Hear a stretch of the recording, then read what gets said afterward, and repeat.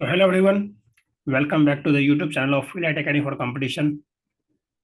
And आज से जो है सो हम लोग बुद्धिज्म और जैनिज्म को स्टार्ट करेंगे।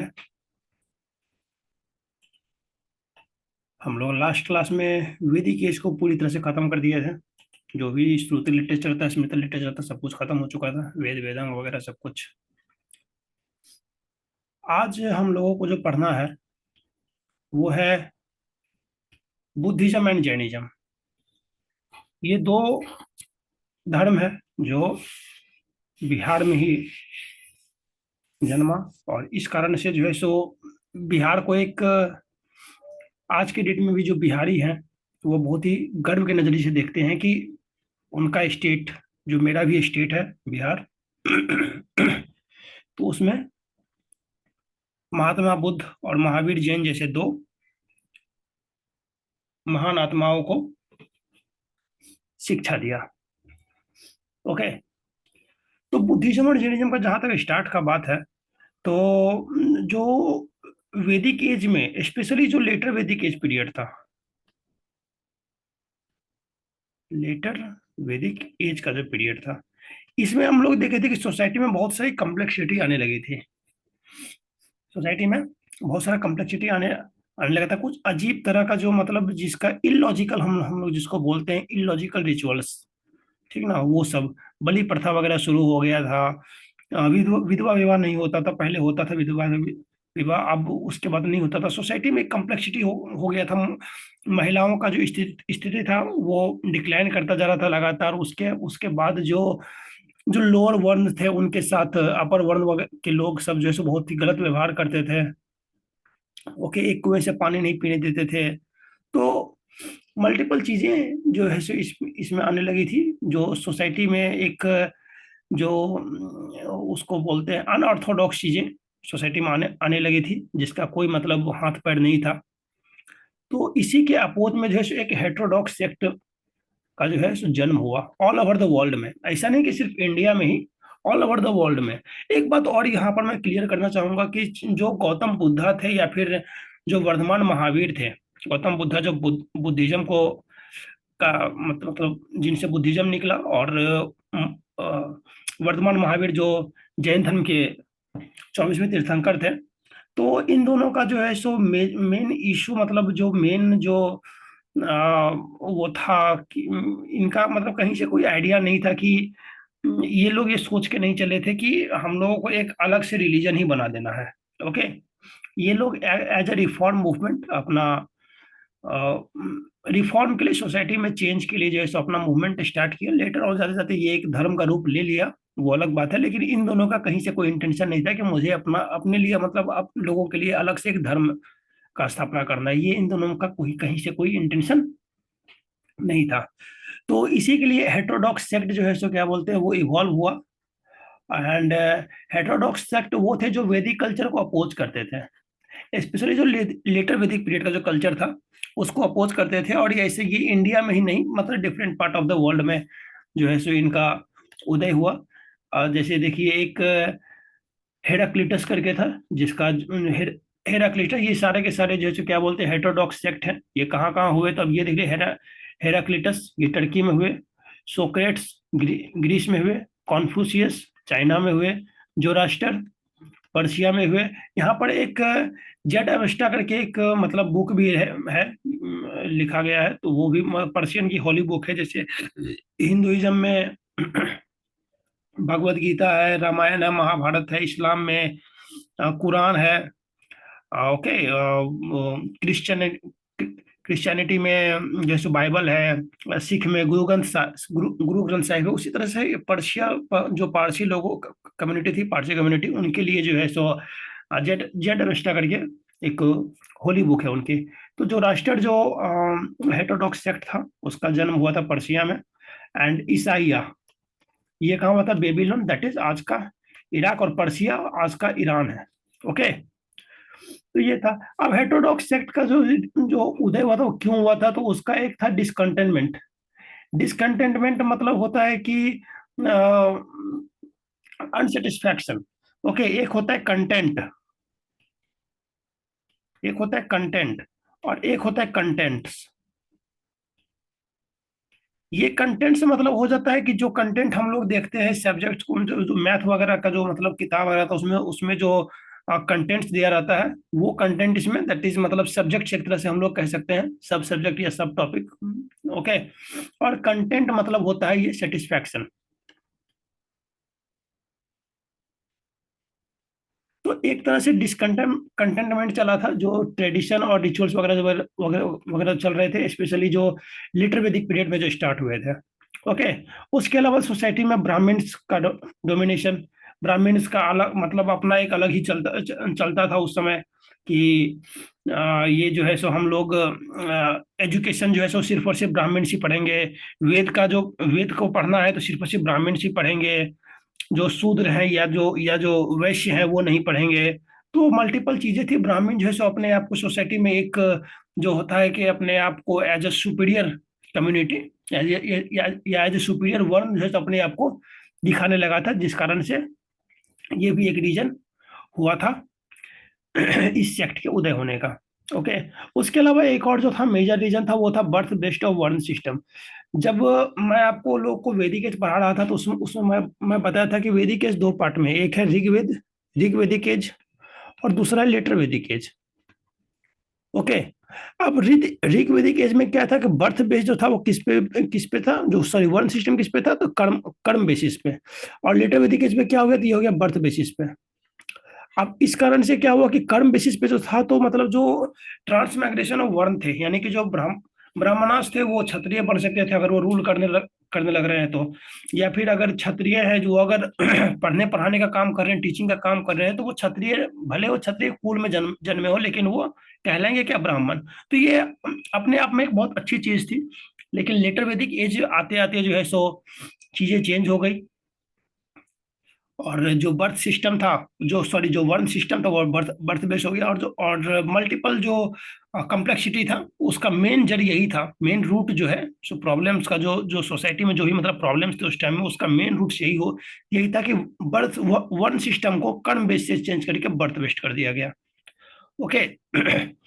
अब ये जो रिफॉर्म मूवमेंट था, इसका जो उद्देश्य क्या था, ऑब्जेक्टिव्स, तो ये सेपरेट रिलीजन को स्टैब्लिश नहीं करना चाहते थे। They want didn't want to establish a separate religion. ऐसा मैं पहले भी आपको बताया कि महा महावीर जैन या गौतम बुद्धा का जो है सो क्या बोलते हैं, कोई भी मतलब इंटेंशन ये नहीं था कि मुझे उनका सेपरेट रिलीजन बनाना है। ओके। उसके अलावा ये जो टीचिंग्स जो इन्होंने जो मतलब जो भी प्रीच किए, चाहे वो गौतम बुद्धा हो या फिर लॉर्ड महावीर हो, तो इनका टीचिंग इंस्पायर था उपनिषद से। एंड मैं आपको जब वैदिक एज जब पढ़ा रहा था, तो मैं आपको बताया था कि उपनिषद इम्फेसिस करता है किस पे, तो मेंटल पीस पे। Mental peace. और जितने भी मतलब जो ये हेटेरोडॉक्स सेक्ट के जो मतलब जो इसमें बिलोंग करते थे, जो भी पीपल, चाहे वो गौतम बुद्ध थे या फिर महावीर जैन थे, तो उनका मतलब ये था कि मेंटल पीस जो है सो आपको अपने अंदर से आएगा, अपने आप को चेंज करके ही आएगा। ओके। उसके अलावा जो है सो इसमें कुछ वैदिक, स्पेशली जो लेटर वैदिक वैदिक पीरियड का जो मतलब जो कल्चर वगैरह था, रिचुअल्स का था, सेक्रीफाइस का था, जो खचाक वगैरह जो जो बलि प्रथा वगैरह होता था, खचाक कर देना। ओके। तो इस सब चीज का भी ये विरोध किए थे। ओके।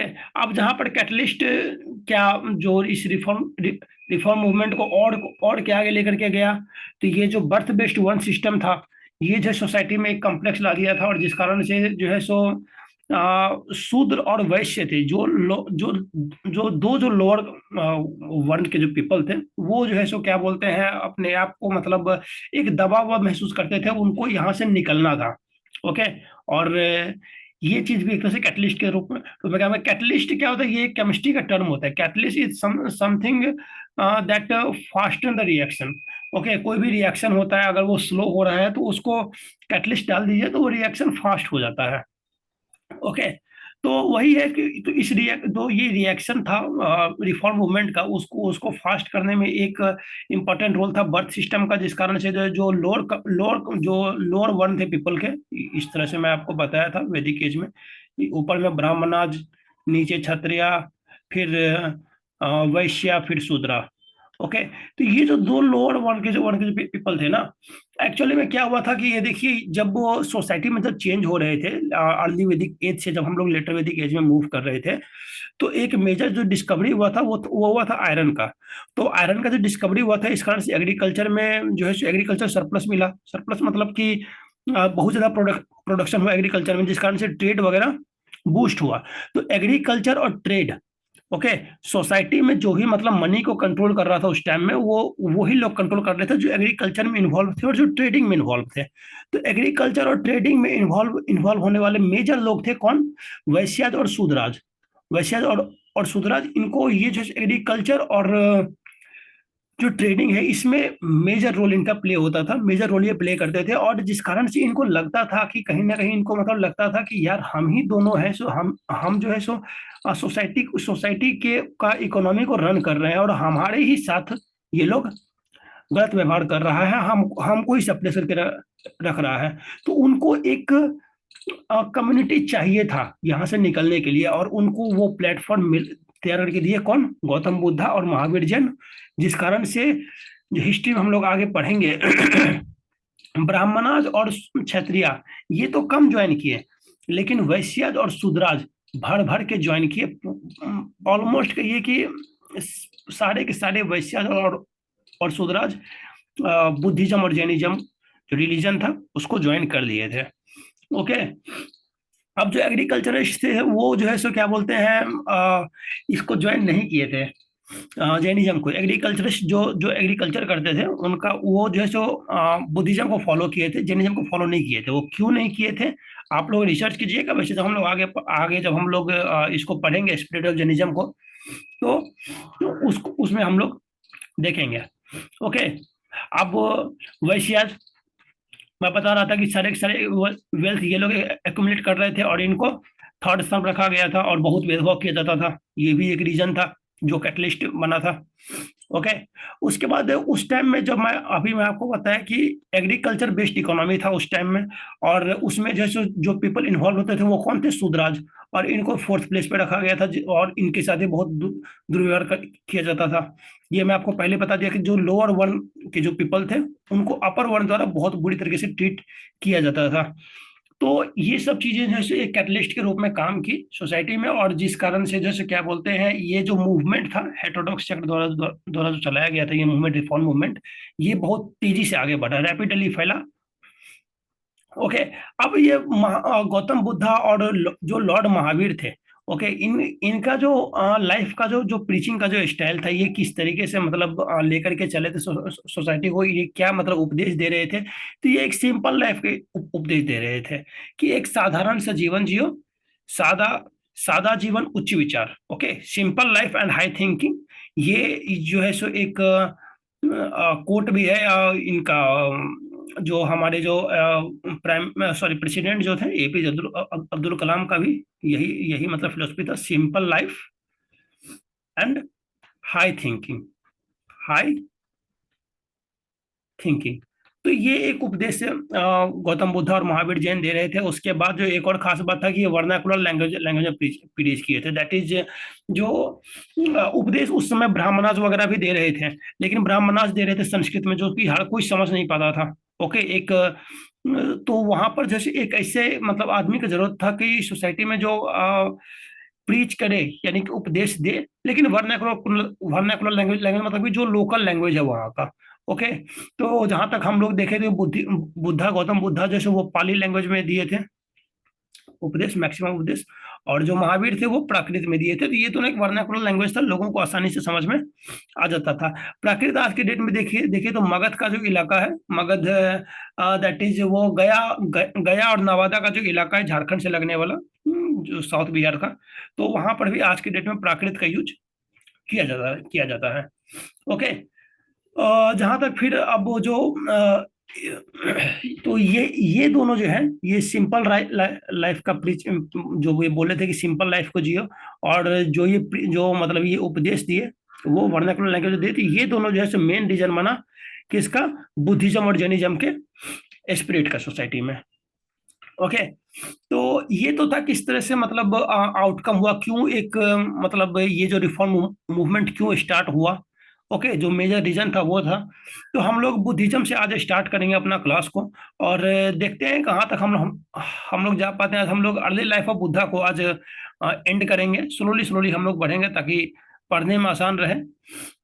तो जो गौतम बुद्धा का जो अर्ली लाइफ था, जो गौतम बुद्धा का जो अर्ली लाइफ था, इनका जो बर्थ हुआ था ये था 563 ईसा पूर्व, बिफोर क्राइस्ट एरा। 563 बीसीई में जन्म हुआ था। कहाँ पर? तो लुम्बिनी, ये आज का नेपाल में है। ओके। और ये क्षत्रिय कुल में जन्मे थे। कहाँ जन्मे थे? तो क्षत्रिय कुल कुल में इनका जन्म हुआ था। ओके। ये शाक्य रॉयल फैमिली से बिलोंग करते थे, इसके लिए इनको सॉरी, ये शाक्य रॉयल फैमिली से बिलोंग करते थे, इसलिए इनको शाक्य मुनि भी कहा जाता था।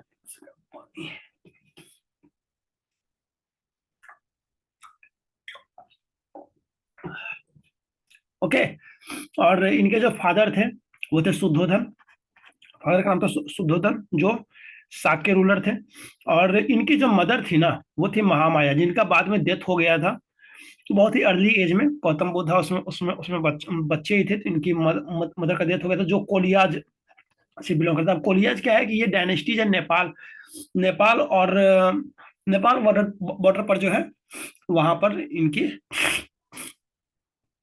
ये जो है सो कोलिया डायनेस्टी थी। एक्चुअली में नेपाल और रोहिणी और काली रिवर जो है ना, रोहिणी और काली रिवर के बीच में जो है सो यहाँ पर ये कोलिया डायनेस्टी लाई करती थी। इसका तो यहाँ पर जैसे कोलिया डायनेस्टी, तो यहाँ यहीं से, इसी कोलिया डायनेस्टी से जो नेपाल में थी, तो वहां से इनकी मदर महामाया बिलोंग करती थी। ओके। इसका बॉर्डर आज के डेट में ये यूपी के यूपी से मतलब बॉर्डर बॉर्डर बॉर्डर लगता है नेपाल का।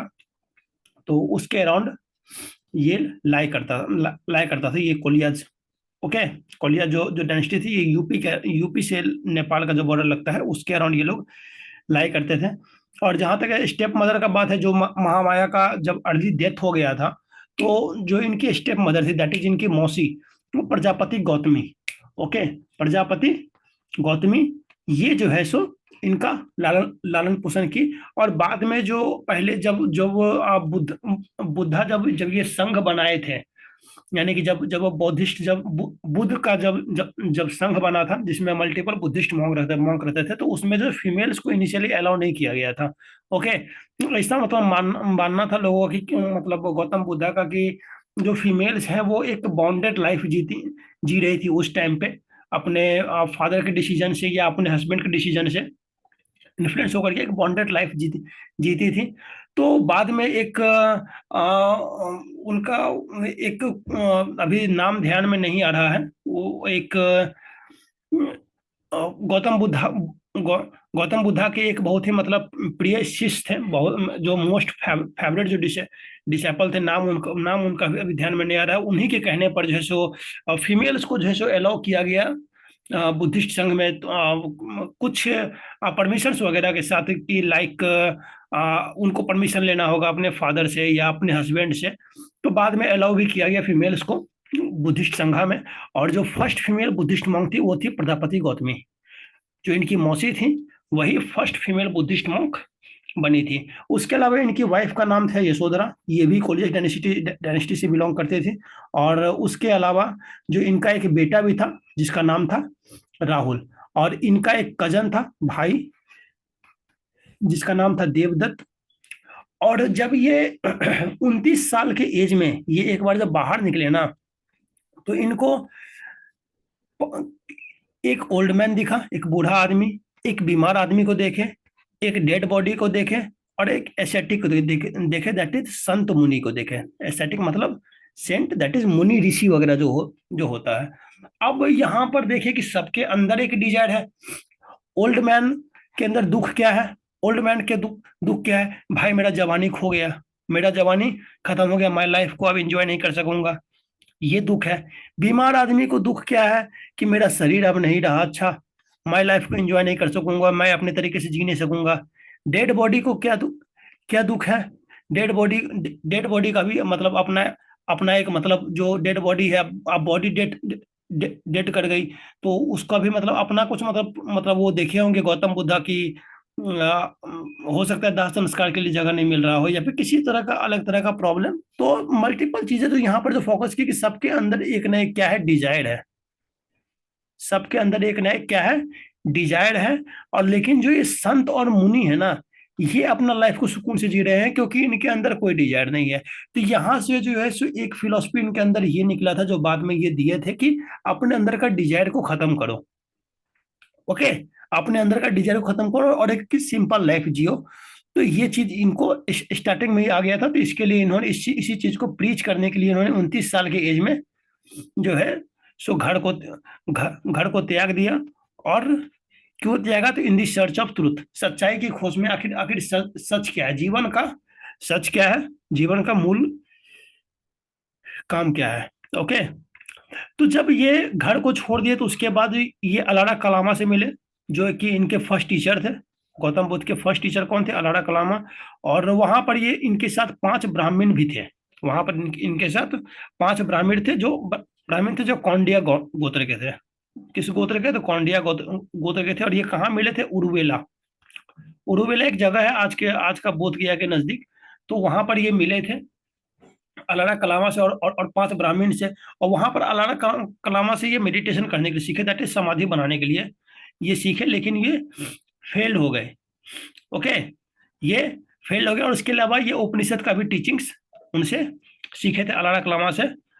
लेकिन शिक्षा नहीं मिल पाया था, ये फेल हो गए थे, क्योंकि ये जब ध्यान में लग गए थे, ऑलमोस्ट ये मरणावस्था में पहुंच गए थे।